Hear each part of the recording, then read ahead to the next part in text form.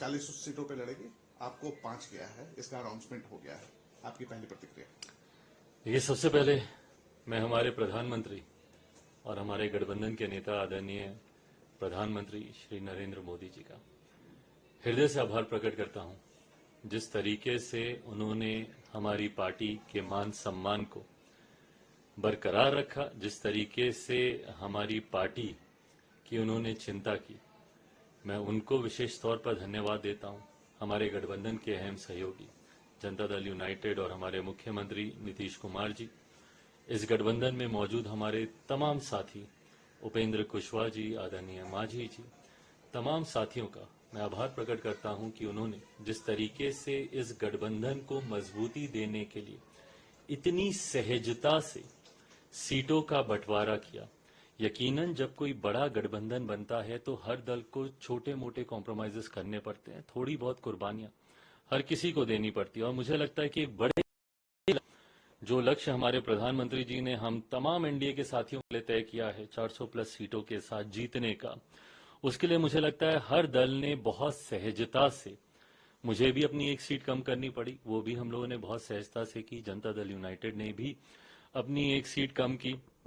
मांझी जी हों, उपेंद्र जी हों, हर किसी ने उनसे जिनसे जो बन पड़ा उन्होंने इस गठबंधन को मजबूती देने के लिए। और भारतीय जनता पार्टी का मैं जिक्र करूं तो उन्होंने तो 2019 से ही कुर्बानी दी है। उस वक्त सिटिंग उन्होंने अपने 5 सांसद हटाकर इस गठबंधन को उस वक्त 2019 में एक मजबूत स्वरूप दिया था।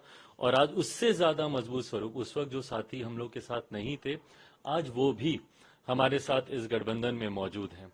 और अब इस नए गठबंधन के स्वरूप के साथ हम लोग का विश्वास और ज्यादा पुख्ता होता है कि जो लक्ष्य प्रधानमंत्री जी ने दिया है उसको तो हम पूरा करेंगे ही, पर एक हल्की सी चूक जो 2019 में रह गई थी, एक सीट से जो हम लोग रह गए थे, इस बार 40 की 40 सीटें जीतकर प्रधानमंत्री जी को प्रधानमंत्री पद पर बैठाने के लिए हम सब संकल्पित हैं। क्या अलायंस का धर्म निभाया गया? आप जो चाहते थे वो हुआ, एक सीट तो चलो आपने छोड़ी क्योंकि 400 का लक्ष्य आपको प्राप्त करना है, लेकिन वो 5 सीटें कौन सी होंगी?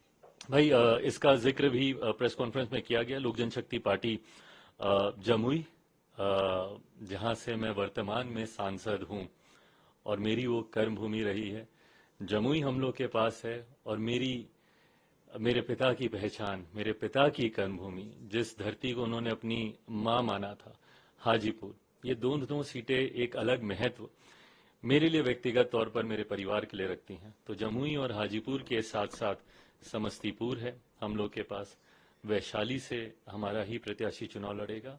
और मेरा गृह जिला, मेरे पिता का जहाँ पे जन्म हुआ, खगड़िया, वो भी हम ही लोग के पास है। आप कहां से लड़ेंगे? क्योंकि ये रूमर्स था कि आप 2 जगह से चुनाव लड़ सकते हैं।